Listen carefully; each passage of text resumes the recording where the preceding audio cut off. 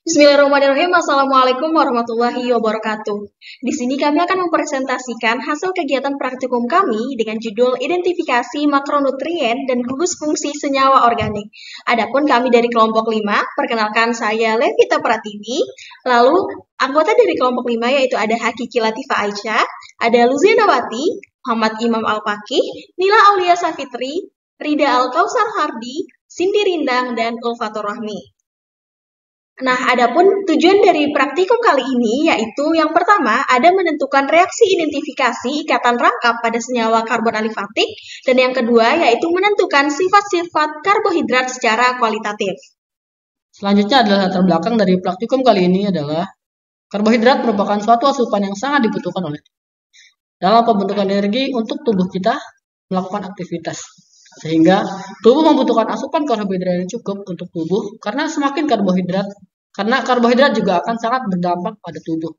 Yang secara umum, semakin besar derajat pembatasan karbohidrat, maka semakin besar pula derajat katagenesisnya. Dan adapun gugus fungsi merupakan sekelompok atom yang menyebabkan perilaku kimia molekul induk. Gugus fungsi organik yaitu berupa alkohol, eteraldehid, dan keton, asam karboksilat, dan amonia. Tes Molis merupakan uji kimia yang bertujuan untuk mengetahui adanya karbohidrat dengan reaksi Molis. Untuk membuktikan adanya karbohidrat terhadap suatu senyawa, digunakan asam sulfat atau H2SO4 sebagai penghidrolisis uji Molis. Apabila suatu senyawa memiliki kandungan karbohidrat, maka hasil uji Molis menunjukkan positif apabila terbentuk cincin berwarna ungu pada larutan. Dan hidrolisis merupakan proses pemecahan polisakarida atau gula kompleks menjadi polimer atau molekul yang lebih kecil atau yang lebih sederhana. Biasanya untuk membantu proses hidrolisis larutan digunakan yaitu larutan HCl atau HCl. Karena bisa memecah molekul menjadi lebih kecil sehingga mudah bagi karbohidrat. Gula reduksi adalah gula hasil pemecahan dari hidrolisis polisakarida yang merupakan hasil hidrolisa pati. Jika ini terjadi, maka akan berubah warna menjadi gelap. Oke, yang selanjutnya di sini adalah alat dan bahan. Untuk alatnya yang pertama gelas kimia, gelas ukur, kertas label, penjepit tabung, pipet tetes, rak tabung reaksi, sarung tangan latex, stopwatch, tabung reaksi, tisu, dan waterbed. Adapun bahan-bahan yang digunakan adalah Aquades atau H2O, larutan amilum atau C2H10O5, larutan asam klorida atau HCl, larutan asam sulfat pekat atau H2SO4, larutan fruktosa atau C6H12O6, dan larutan glukosa C6H12O6, larutan iodium I2, larutan permanganat atau KMNO4, larutan kloroform CHCl3, larutan natrium hidroksida atau CaOH, larutan sukrosa atau C6H12O11, minyak kelapa, reagen Benedict, dan reagen Molis. Selanjutnya prosedur kerja. Yang pertama identifikasi ikatan rangkap senyawa karbon alifatik. Di sini dibagi menjadi dua tabung, yaitu tabung pertama dan tabung kedua. Nah, di tabung pertama ini dibagi lagi menjadi 4 tabung, yaitu tabung A, B, C, dan D. Untuk 1A, dilarutkan 2 mili minyak kelapa ke dalam 2 mili kloroform. 1B dilarutkan 2 mili minyak goreng ke dalam 2 mili kloroform. 1C dilarutkan 2 mili margarin ke dalam 2 mili kloroform. 1D dilarutkan 2 mili olive oil ke dalam 2 mili kloroform. Dan untuk tabung yang kedua dimasukkan 4 mili kloroform.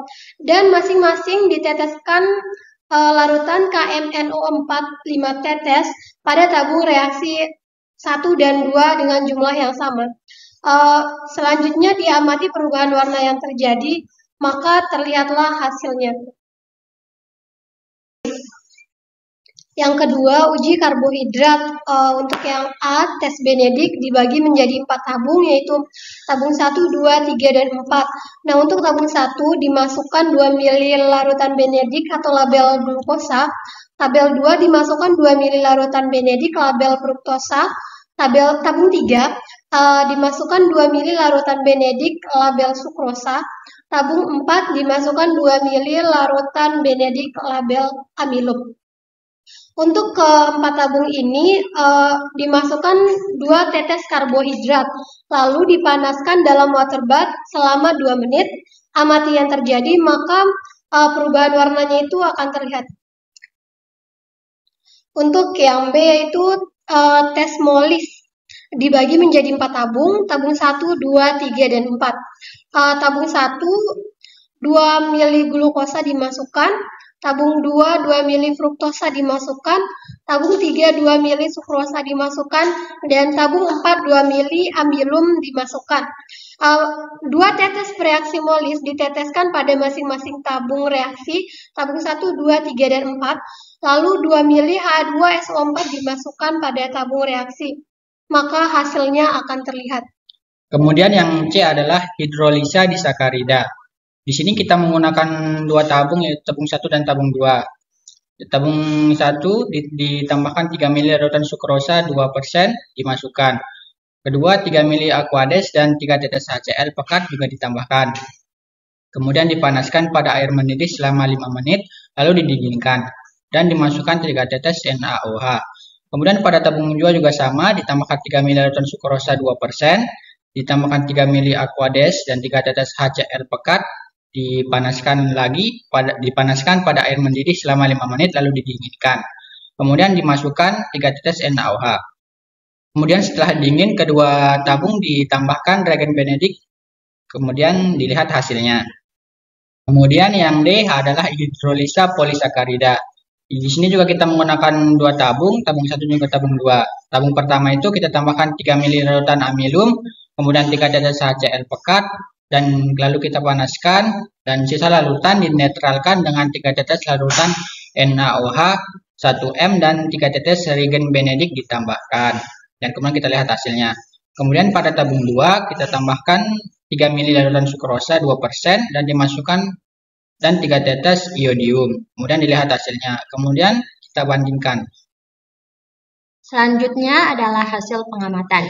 Yang pertama yaitu identifikasi ikatan rangkap pada senyawa karbon alifatik. Di sini kita menggunakan dua tabung, yaitu tabung yang pertama yaitu minyak kelapa dan kloroform. Warna minyak kelapa dan kloroform tersebut adalah bening kekuningan. Selanjutnya setelah direaksikan dengan larutan KMNO4, senyawa tersebut berubah warna menjadi ungu. Kemudian perubahan yang terjadi adalah bening kekuningan dengan ungu di atasnya. Kemudian tabung yang kedua yaitu kloroform. Di sini warna kloroform yaitu berwarna bening. Setelah direaksikan dengan larutan KMN4, senyawa tersebut berubah warna menjadi ungu. Perubahan yang terjadi yaitu bening kekuningan dengan ungu di atasnya. Selanjutnya yaitu uji karbohidrat. Bagian yang pertama yaitu menggunakan reagen Benedict. Di sini kita menggunakan 4 bahan yaitu larutan glukosa, fruktosa, sukrosa, dan amilum. Untuk larutan glukosa dan fruktosa sebelum direaksikan dengan reagen Benedict berwarna bening, kemudian setelah direaksikan dengan reagen Benedict yaitu berwarna merah bata. Untuk larutan sukrosa dan amilum sebelum direaksikan dengan reagen Benedict yaitu berwarna bening, kemudian setelah direaksikan berwarna biru. Kemudian untuk yang kedua yaitu reagen molis. Di sini kita juga menggunakan 4 bahan, yaitu ada larutan glukosa, fruktosa, sukrosa, dan amilum. Sebelum direaksikan dengan reagen molis, keempat larutan ini berwarna bening. Kemudian setelah direaksikan dengan reagen molis, warnanya berubah menjadi bening keruh. Selanjutnya ada hidrolisa disakarida. Di sini kita menggunakan 2 tabung, yaitu yang pertama berisi sukrosa yang berwarna bening, HCl pekat yang berwarna bening, kemudian Benedict yang berwarna biru. Setelah dicampurkan, ternyata warnanya berubah menjadi warna kuning. Kemudian selanjutnya yaitu tabung yang kedua. Di sini dia berisi sukrosa yang berwarna bening, HCl pekat berwarna bening, dan Benedict berwarna biru. Kemudian setelah dicampurkan, ternyata larutan ini berubah berwarna biru keruh. Kemudian yang keempat yaitu hidrolisa polisakarida. Di sini kita menggunakan 2 tabung reaksi, Yang pertama, tabung reaksinya berisi amilum yang berwarna bening, kemudian HCl pekat berwarna bening juga, dan ada benedik. Kemudian setelahnya yaitu setelah dicampurkan, indikatornya berubah berwarna biru muda. Kemudian tabung yang kedua yaitu di sini ada amilum yang berwarna bening, kemudian diteteskan 3 iodium, setelahnya dicampurkan, kemudian berubah warna menjadi biru pekat. Selanjutnya, pembahasan. Percobaan yang dapat dilakukan untuk menunjukkan adanya karbohidrat adalah uji Benedict, uji Molis, hidrolisa disakarida, dan hidrolisa polisakarida. Yang pertama yaitu tes Benedict. Tes ini bertujuan untuk mengetahui kandungan gula produksi pada suatu larutan.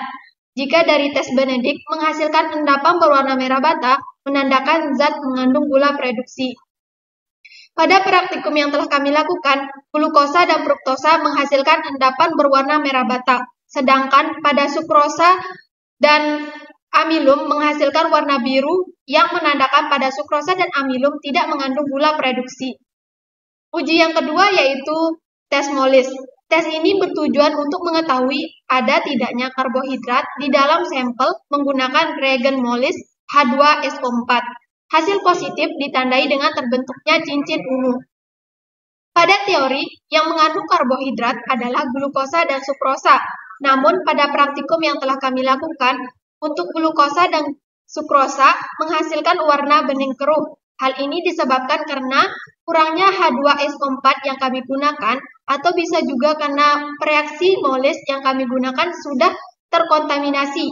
Selain itu, kegagalan dalam praktikum juga dapat disebabkan karena terjadi kesalahan pada saat pencampuran larutan. Yang ketiga yaitu hidrolisa disakarida. Pada hidrolisa disakarida, penambahan HCl bertujuan untuk menghidrolisa disakarida dan penambahan NaOH untuk menangkap senyawa yang tidak ikut bereaksi sebagai zat penguji gula. Uji yang keempat yaitu pada uji hidrolisa polisakarida. Pada uji ini penambahan HCl pekat bertujuan sebagai katalisator atau bertujuan untuk menghidrolisa polisakarida menjadi disakarida dan monosakarida penyusunnya. Penambahan reagen iodin adalah sebagai indikator tahap-tahap hidrolisa amilum yang dilakukan. Berdasarkan praktikum dan pengamatan yang telah dilakukan, dapat disimpulkan bahwa pertama, dalam mengidentifikasi ikatan rangkap pada senyawa karbon alifatik, dapat diketahui atau diidentifikasi ikatan rangkap yang terjadi dengan minyak kelapa, pembentuk ikatan rangkap, dan KMNO4 atau permanganat sebagai pengoksida yang kuat. Kedua, dalam menentukan sifat-sifat karbohidrat secara kualitatif, dapat dilakukan dengan tes Benedict, tes Molis, hidrolisa disakarida, dan hidrolisa polisakarida. Pada tes Benedict ditandai dengan adanya endapan berwarna merah bata, dan pada tes Molis ditandai dengan adanya cincin berwarna merah bata.